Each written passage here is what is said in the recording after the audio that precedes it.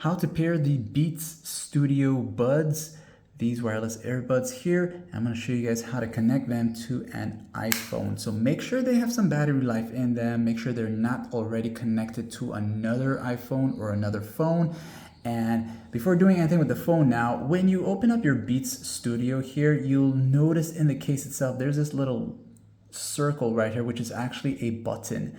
You're gonna hold down that button, okay? And you'll pay attention to this indicator right here. It's gonna start blinking in a white light. So hold it down and keep holding it. You'll see it turn white in a moment.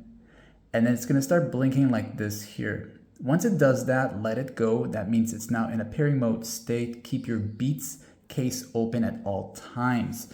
Now on your iPhone here, you're gonna go to the settings itself, okay? You look for the settings, and then you're gonna look for your Bluetooth settings. So in some cases, you'll appear right here on the home screen of your settings here, and you'll look for Bluetooth, okay? So go to that, and then you'll go here, turn it on. It's gonna start searching for nearby devices, wait for Beats Studio to show up like this here. Okay, it's gonna appear like this right here. And when it does that here, basically what you're gonna do now is you'll go ahead and tap on the connect option right here. So go ahead and press connect. And just wait for it to sync.